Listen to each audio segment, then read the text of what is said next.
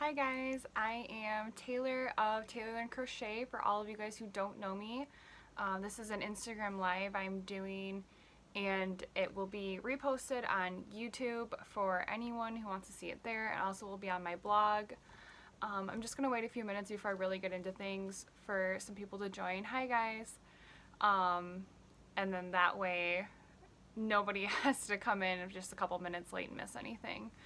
So, I got a lot of awesome questions for you guys. I kind of did this last minute a little bit, just an hour ago I decided, and so many people sent me questions, and I'm really excited to get started on these. So now that we have a few people, I'm just going to start, and the one question I had about pricing a lot was how to deal with people at shows who tell you that your prices are too high or too low. And someone else also asked about how to deal with customers who make comments about your prices in front of other customers. And I think before I ever did craft shows, I never thought that that was going to be an issue. And I was quite surprised when I had a show a couple weeks ago, and I had a woman come in and she was looking around at my tent, looking at all my stuff, and she looked at my bun beanies, and I have my bun beanies priced for $25, which I think is fair. That's what market price is compared to other Etsy shops online. That's what my local area is, like a consistent price that I think people would be willing to pay. And she made a comment just offhandedly, not even directed, I think, to me. She just kind of said it, like, if this was priced for $15, maybe I'd buy it. And I think when people make comments like that, it's generally best just not to respond, just kind of smile and nod. And I know it's really hard, and I know I did a market with Ashley of Hello Ash and Ivy and Katie of Handleberry and Crochet Co. And we've all had customers at different times come in our tents and say, like, oh, do you have any hats that are like this? And you're like, yeah, I have some over there. And they're like, oh, these are way too expensive, or I would never pay that for a hat. And that's fine. And when people say, like, why do you charge so much? Say, well, each item is handmade. You can talk about, I mean, you never have to justify your prices, but you can talk about the high quality materials you used, if you used wool or another like high end, good fiber, washable yarn. All the pros and cons of like your item are there to kind of justify. And that also goes for people who say your prices are too low, because I know that as makers, there are a lot of people who say like, oh, when you price your stuff low, you're only hurting other makers. And I was talking to Ashley of A Crafty Concept about prices one day, and I had made like a comment like, maybe we should just put like a recommended pricing on our pattern so that people are selling their items that they make with our patterns at a comparable price. And she pointed out to me that everybody's different, that everybody is crocheting or knitting or making for a different reason. Some people are making to, get extra grocery money to put dinner on their table. They're a stay-at-home mom. They don't have time to devote to this full time. It's just something they kind of do. And their prices might be a little bit lower because they're not trying to make a business or a living out of this, but it is income that helps their family. Some people, it's just a hobby, it's just for fun, and they enjoy doing it, and they have no problem selling and only making $5 on something that took them 2 hours to make. And it's really hard to judge other people's situations, and there is going to be a time when another maker probably approaches you and says, your stuff is priced way too low. And maybe they're right, and maybe you need to go look at other items on, like I love to look at Etsy. If I have a scarf, I will search crochet or knit infinity scarves and see what they're going for. You'll find that someone's selling it for $90 and someone's selling it for $10. And you can base it off of shop size. You can see how many sales they have. Someone who's selling at really low prices might not have any sales. Maybe they're just trying to get some sales numbers so that you can increase. I know Ashley of A Crafty Concept, for her clear bun beanie, she started selling them at like $15. And then She got more orders, so she raised it to 20. And her orders got so backed up, she raised it to 25. You know, you can start low and feel comfortable if that's what you want, and build that customer base, and then as demand grows for your product, you can increase it increment up and up until you're at a price that like you feel is fair to the customer but also fair to you. It's pricing is probably the most difficult things. The way I really price my items when I go, and I tell myself, to make this scarf, how much money is that worth to me? So if it costs me $5 of yarn to make this scarf, and it takes me an hour to make, what do I have to feel comfortable to be worth making that scarf? And let's say I say $20. So I'm going to sell my scarf for $25 because it cost me $5 in yarn and I want to make $20 an hour doing it. And it took me 1 hour. You know, you go to craft shows and let's just say you don't sell any scarves. You made 10 scarves, you thought they were great, you loved your colors, everything. You don't sell one scarf. 3 people make comments, your scarves are priced too much. I would really like one, but I'm not going to pay $30 or $20, whatever, for a scarf. That's okay. Maybe that just means you don't make that product anymore. Maybe that's something you sell on Etsy only and not in your craft shows. Because there are a lot of things that I bring to craft shows and then I've decided maybe this is just something I sell online. Because when you're going to a craft show, you're going to like your local hometown or maybe surrounding towns. Maybe you travel a little bit for them. But my market here in Michigan, in a small town, is going to be a lot different than a market in New York or California. Those places, people tend to be willing to spend a little bit more for homemade and natural fibers and all the things that we love as a maker community, which is great. But my local hometown, a lot of people are just going to say, I can go to Meijer or Walmart or Target and buy a really similar scarf for a quarter of the price, half the price, $10 less, whatever. That's fine. Maybe they're not your target market.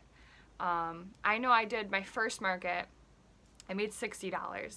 Like literally made $60, and it was so disheartening. And I almost didn't want to do another market, but it was a summer market, which I heard summer markets are kind of harder compared to fall markets to make money. But I had a lot of bigger items, which someone had asked, is it better to make a lot of smaller items that are cheaper or larger items? And I guess my answer to that would be to make both. I know if you put some of your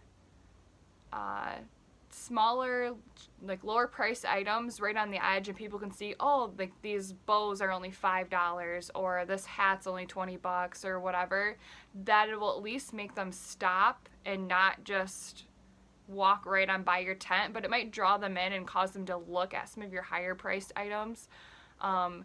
I don't really sell a lot of things that are over the price of $30 at craft shows. Craft shows, a lot of people have like a $30 limit, and I don't, you know, sometimes they'll buy like a $30 item limit, I should say, not $30 total. It's really hard. You're going to have people who ask for bulk discounts, and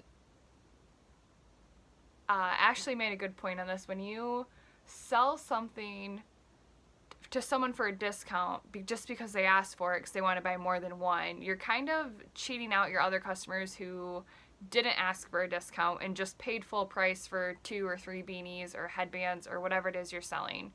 So, I mean, unless they're buying a wholesale order, I wouldn't offer. It didn't take you any less time to make those hats and stuff like that. So, something to keep in mind, but I would say bring both. I bring like my big chunky arm knit blankets that are like $80, I think I have them selling for, and I haven't sold any yet, but I did have a lot of people who came in my tent, in the back of my tent, because that's where I put it, just to look at that blanket, and decided like, oh, I can't really afford this, but because they already walked back in the back of my tent, they stopped and turned around and looked at all of my other stuff.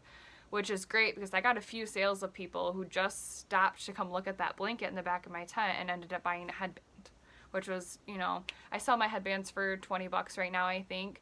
And I think for me, that was a really great price. I felt like at my last craft show, I sold quite a bit of them.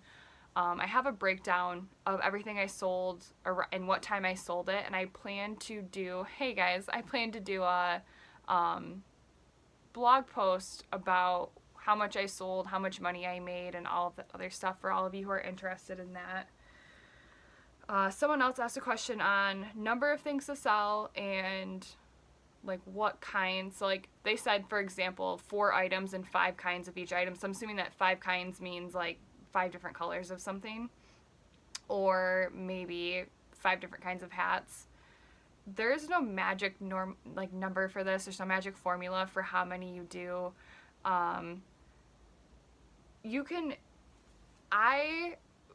For the summer market, I had like a bunch of one-off tops, and I noticed that people weren't willing to look through a rack of like 20 different kinds of tops, but they are willing to look through a rack of 10 of the same tops to find their size. So that's something to keep in mind, especially with rack items. But I did find if I put items on my table and I put like, if I have 5 colors of one hat, I just put 1 color of each hat on the table, and then I keep the rest in a bin, and I put it under my table, under my tablecloth, so they can't see it. And then when someone buys, my red hat or my black hat, and the tent clears out a little bit, I'll just go under the table real quick and pull out another red and black hat and stick them on the table. And it keeps your space looking neat. It also kind of gives people the impression that they're getting more of like a one-of-a-kind item. Like, they realize it's not like the only red hat you have, but some people like that feeling of like they're the only ones. What if they are different? There are different pom-pom colors. So I've seen quite a few people who do pom-pom colors where they say choose your pom. And I think that's actually a great idea, where you have all of the hat colors down, and then you have all of the pom color options like up on like a little shelf or some kind of display in your tent. And that gives people an option, and they can watch you sew it on right then if you want. You can always just keep some spare pre-made poms on your hat colors. I know, like, I don't personally make hats with poms. I make a lot of bun beanies, and then I have a loom knit bonfire beanie that doesn't have poms on it. But so many people have White Owl Crochet Co. She just did a market, and she said that black poms sold like crazy, which is shocking to me because every time I see pictures of like the white poms, the silver and gray, or the toasty poms, I'm all about it. And I think as a maker community, we love those colors. But just because us as a maker community or you yourself likes a color, it doesn't mean that that's going to be what your customer's favorite thing is. I know I was like, oh my gosh, I love pastel colors. I'm going to make so many pastel colored things. And then I only sold all my neutral colors. So even though I love those colors, I need to not bring so many of those items to my market because they're not my top sellers. Also, if someone wanted a pom color that you didn't have available, like if you sold out of black and they really wanted black and whatever in that color hat, you could always make a custom order. You can bring forms with you. I think there's a way to do it through Square, through Etsy, to make a custom order in person and get their mailing information. And like at craft shows, I always have, if someone does a custom order, I will not charge them shipping. And that's just something that makes people take business cards when they come and look around and they go, I forgot my wallet, or I don't get paid till Friday, or maybe I'm not sure right now, but I'd love to come check you out. I just say, hey, I will give you free shipping if you tell me that you saw me at this market, and I really hope you place an order. If you want to place an order today, like, we can do that, and I won't charge you shipping. And I get a lot of orders that way, which is awesome. Yeah, Poppy Joko. Yeah, it's really hard not to just make all the things you want and the colors that you love, because it's a trap I think we all get ourselves into, but we need to be mindful that we're not selling to ourselves. Let's see. So yeah, so basically, just to recap on that real quick, you can have as many items as you want. Just make sure that your space is laid out in a way that it's not cluttered and messy. I know I had one market where I like put everything out on the tables, and like looking back, I was like, that was like a little much. It was a little too much out on the tables. So it's okay to keep stuff in bins under the table. And I think that that's a great way to keep it from like overwhelming people when they come into your space. Let's see. Kids items. So someone had mentioned that I just posted last night that I now make children's headbands. And I was really afraid of doing children's sizes, basically because I don't have any small kids in my life that I see every day and I'm like, yeah, that's about their size. I'd probably fit them. I have no clue what baby sizes are. If you go look online, they have like, just for headbands, I found a chart that has newborn, 1 to 3 months, 3 to 6 months, 6 to 12 months, 1 to 3 years old, 3 to 10 years old, teen, and adult. And they had head circumferences for every single size. They have height. I was completely overwhelmed. But when you break it down, and I just knew that the length of my headband had to be X amount of inches for this size, or this size, or this size, it made it a lot easier. And actually the reason that I did this is because I made a couple. I didn't make a lot. I made just a few in children's sizes because I had some family and friends ask for children's sizes. And so I kind of used them as like my testers, and I would send this and be like, hey, does this fit? Or, is it too tight? Is it too big? And I tweaked it a little bit to make it so that I found that X amount of rows was about this many inches, which is fit about this many people in this age group. There's a lot of great online resources for that, for sizing, if you have questions on that. But at my last craft show, I had so many times where there would be a family, like a mom and her children, and maybe their grandma as well, would come in and be looking at all the headbands and heads like, oh, this is so cute. They're like, oh, this would look so cute on our daughter, our niece, or whoever. And they'd be like, try it on. And like the little kid would try it on and it'd go right down their face. And they'd be like, do you have this in a kid size? And they asked me like 10 different items if I had it in children's sizes. And I was like, no, I only have these 4 colors in this specific headband in children's sizes.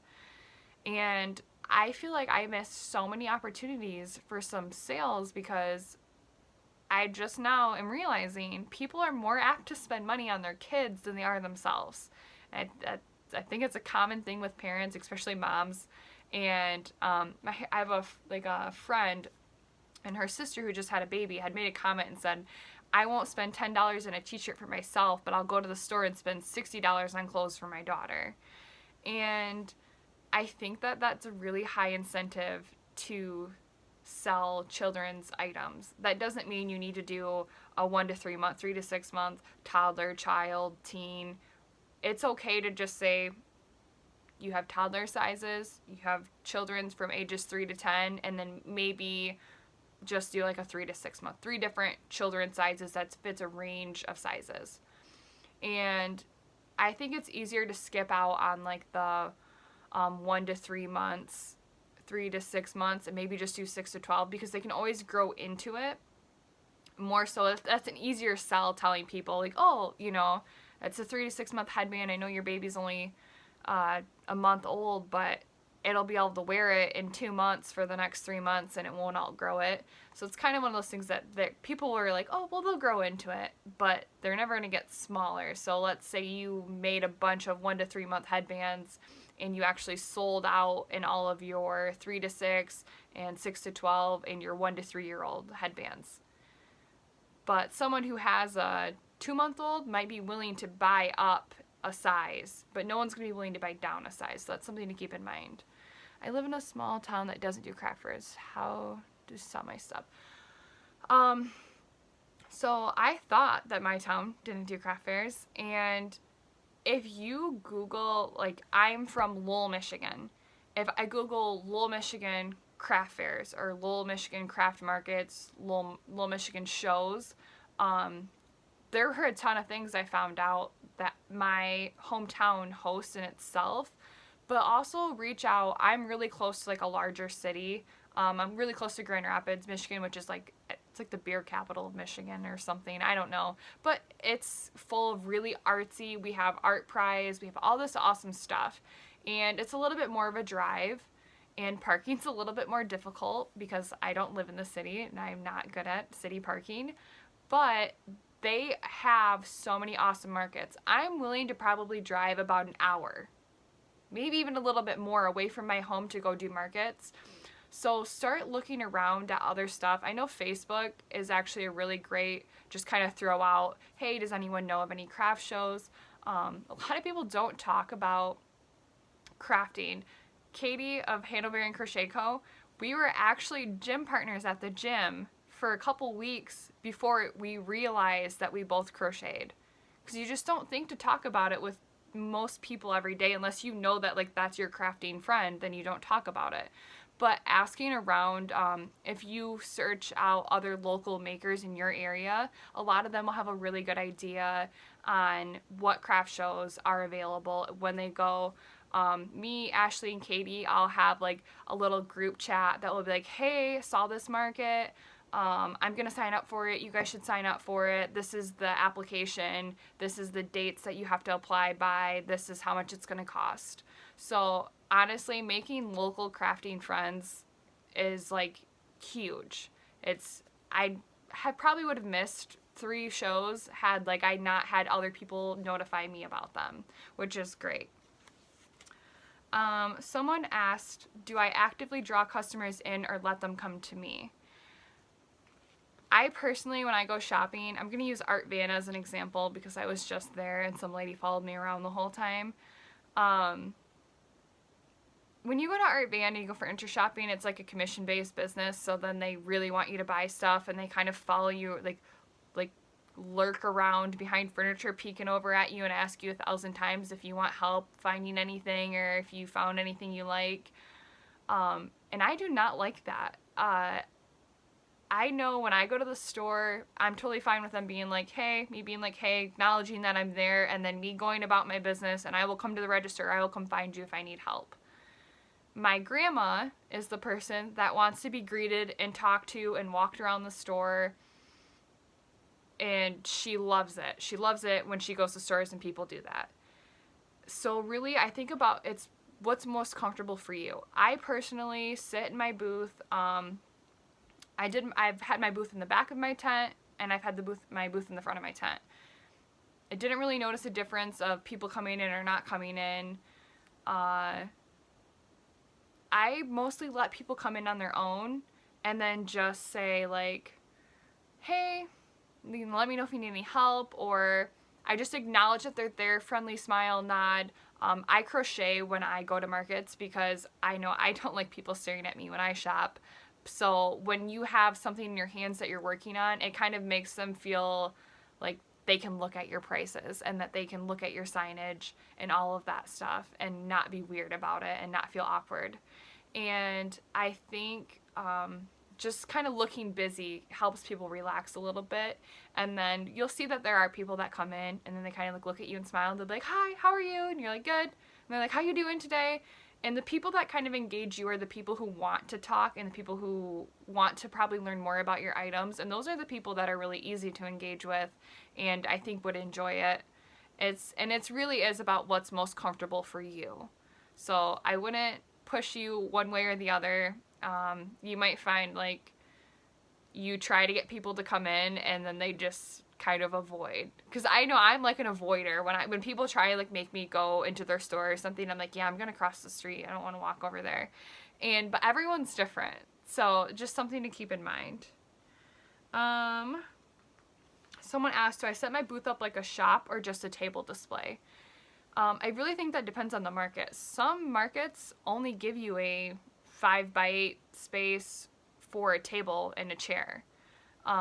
I've been lucky enough to be in all craft shows that give me a 10x10 space, and I set my tent up and I do 3 sides because I like it to be enclosed. I don't want them to look at my table and then see the person next to me stuff. And so I do make mine like a little craft, like a little store. I think that like that gives me a higher end feel, and then maybe people are willing to spend a little bit more in my items because they're displayed so well. I know I've read a lot of articles on if you want people to pay more for your items, then you need to display it in a way that makes them feel more luxurious, like that they're worth spending more money on. If you have a bunch of like cracked, stained tables and your stuff's just kind of thrown willy-nilly everywhere, and then you want someone to pay $40 for something, that it's going to be a little bit hard for them to like swallow that, versus you have a clean tablecloth. I use sheets from Walmart as my tablecloths. They work great. They're $5 for like a twin size sheet. And they're easy to wash. And tablecloths are expensive, but you know, there are cheap ways to get around that. And I have my white clean tablecloth. I have like a little bin, and I have height variations, and all my stuff is, you know, methodically laid out neatly. My price tags are all flipped the same way. Something about that is gonna make people say, this is worth $40. You know what I mean? Maybe they'll be like, they're only charging me $40 for this. You know, you want people to feel that way. Like they're getting a deal because your stuff just looks so nice laying out and it's so well displayed. So I prefer that. I don't even know if I would feel comfortable doing mine as just a table display somewhere. I think I have too much stuff. I would have a hard time like deciding what I was going to bring and how I was going to set that up. But I know on Pinterest there are a lot of great ideas for people who just have a small table display in crochet and knitwear. I think I probably tagged them and have them saved in my Craftwear board on Pinterest if you guys want to check that out. I think you can get to that through my blog, which is linked in my bio. Another question I had was, is it scary spending money up front prepping for your first show? And the answer is yes. It's scary spending money, you know, going to the craft store and spending $100 on yarn. It's scary buying a tent. It's scary buying tables. It's scary buying all of that stuff, and then to think, like I said, my first craft show I made $60. Like, that was terrifying. I spent $200 on a tent and I made $60. But I've used that tent on a music festival I went to. I've used that tent for 2 or 3 other shows that I've more than made my money back. Absolutely. And it was worth it, and I don't regret it. But that first show, I was like, oh my gosh, what did I do? I'm like, why did I do this? And it's scary at first, but Dave Rose made a really good point where she says, make a weakness in your business, like a strong point in your business. And for example, if you do not have a lot of cash and you cannot offer a lot of colors, and you're like, I can only afford to buy one kind of yarn and 4 colors, I would suggest going with neutrals, creams, whites, tans, blacks, basic colors that match with everything, like nudes that match with everything. Because someone might say like, oh, this is really cute, but it doesn't match my coat. This is really cute, but it doesn't match my shirt, dress, etc. Neutrals always sell best. That's going to be your probably easiest way to save money on materials. And, you know, make that a selling. People don't like choices. I don't know if you ever noticed. I've had people who come in to my tent and they pick up something and they walk around with it and like, oh, but this is really cute. And they pick something else up, and then they set those down and they go pick something else up. And then before you know it, they've carried around 10 different things in your tent, carried them all which way, and then said, I can't make up my mind. I'm going to come back later. And I'm probably going to buy something. And then they don't come back. Giving people too many choices overwhelms them. So it's actually a selling point and makes it easier to get people to bite and buy when you offer them fewer options.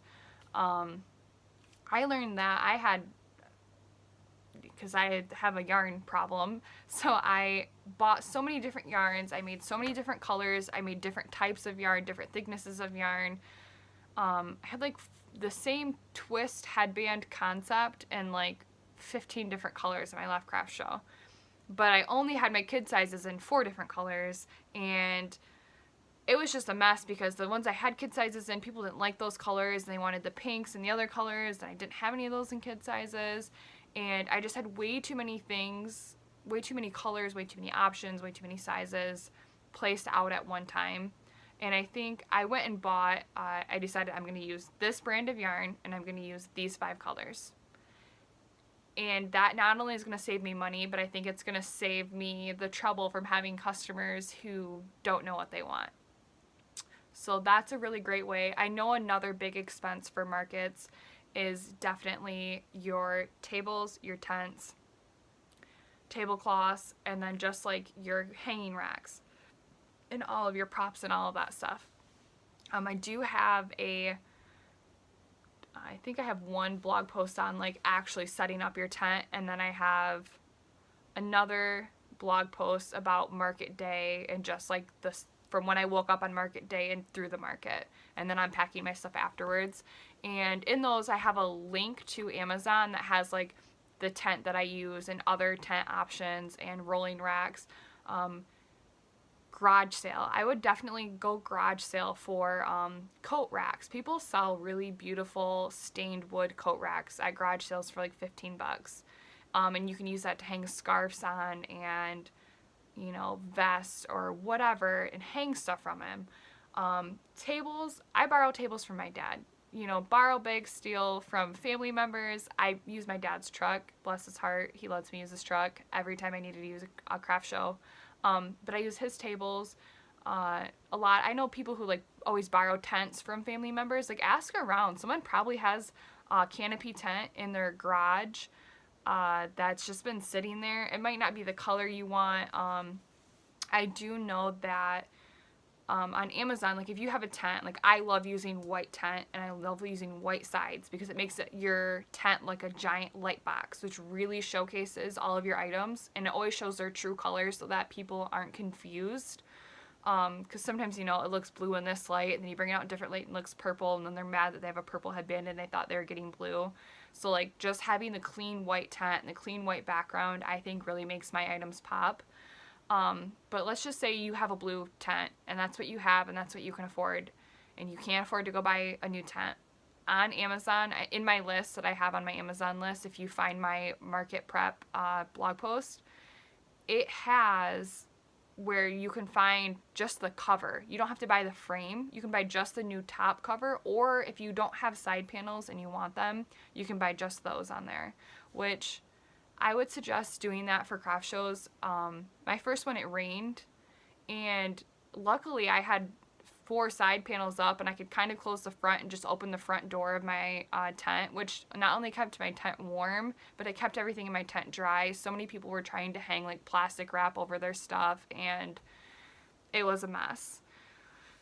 I felt really bad, but like, I really think that tent sides, if you're doing outdoor markets, are really worth investing. But I really suggest garage sailing and asking friends and family, because a lot of people probably have stuff. I found a wooden bin that I think my mom was storing like gloves and stuff in our garage, and I used that and set it on my table as a prop. Walmart has rolling racks for around $9 that you can get.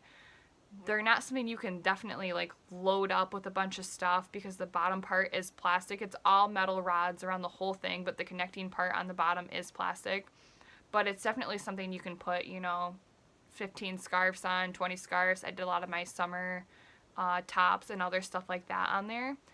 And so, you know, shop around. Yonkers clothing store had a going out of business sale.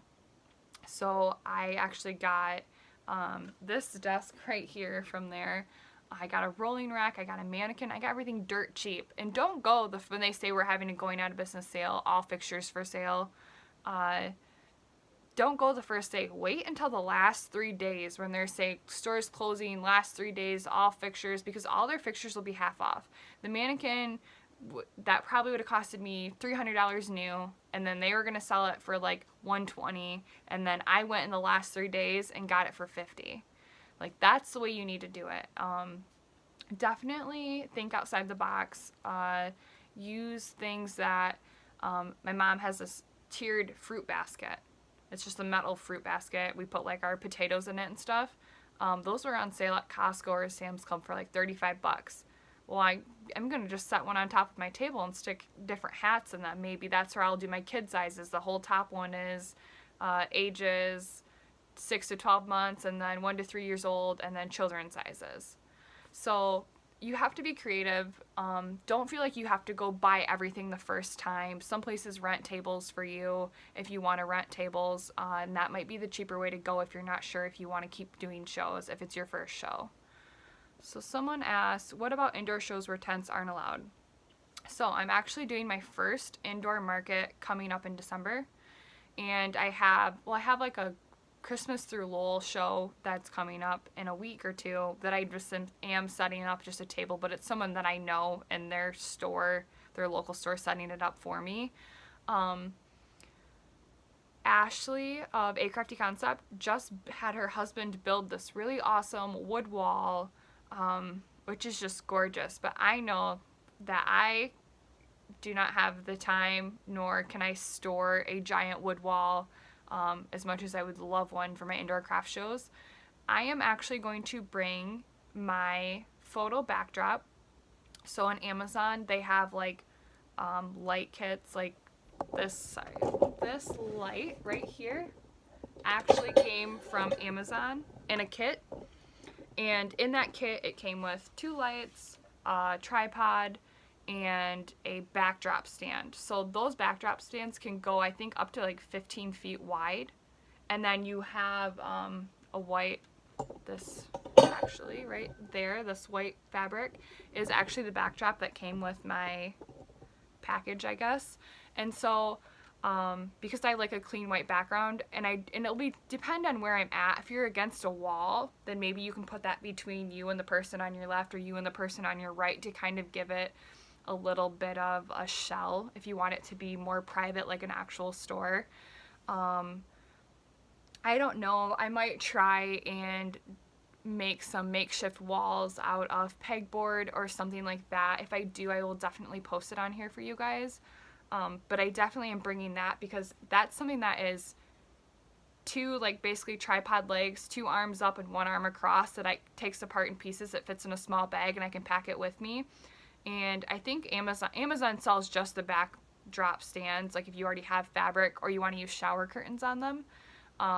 That's a great option. I know that people who don't have sides on their tents, you can also buy, these rings are like at the dollar store, and they're shower curtain rings, and you can just buy shower curtains and hang them along the outside of your tent as a little bit of weatherproofing if you don't want to spend, you know, the $60 or so on getting sides for your tent.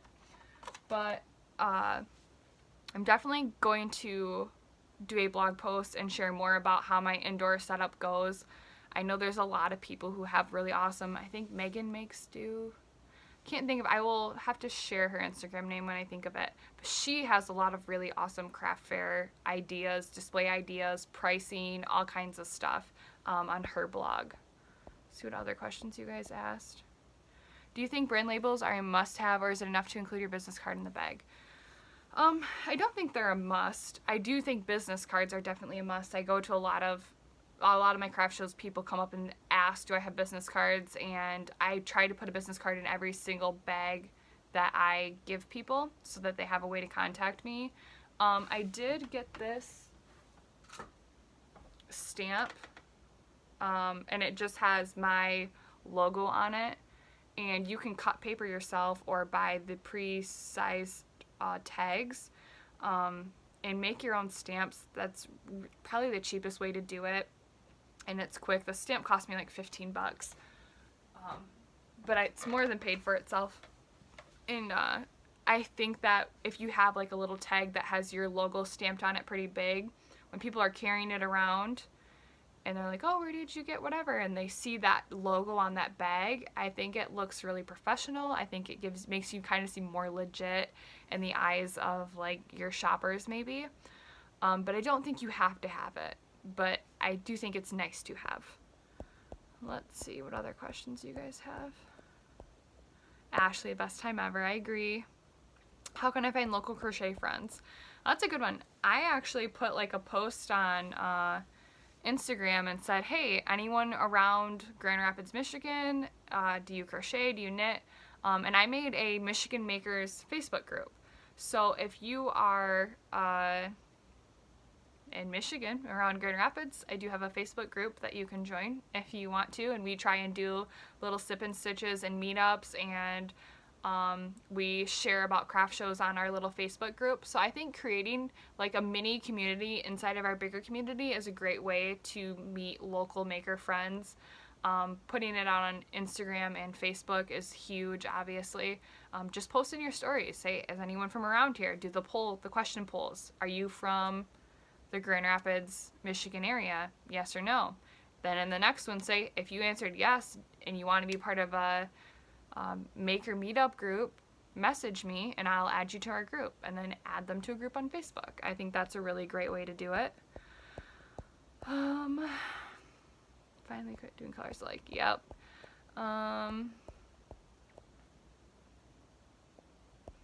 Let's see. A lot of people joined. I love the recommended price range. Sometimes I ask the designers what they recommend. So earlier I talked about what prices people should price their stuff at. If some designers give a recommended price range for what they think you should sell it at. I really think that that's about what you want to go look at and what it's worth to make to you. There are some things I just won't make because it's not worth it to me. I won't make blankets because it takes me forever to make them, and for me to make you a blanket, it's going to cost at least $250 because that's what my time is worth for making a blanket. And I don't think anyone's going to pay me $250 for my blankets, then I don't sell them. But I do have headbands and scarves. My Infinity knit like fox scarf pattern. It's a crochet, but it kind of looks knit. I can make one of those in an hour. So that's a project I'm willing to make over and over and over again, and it's at a price that I think people are willing to pay for it.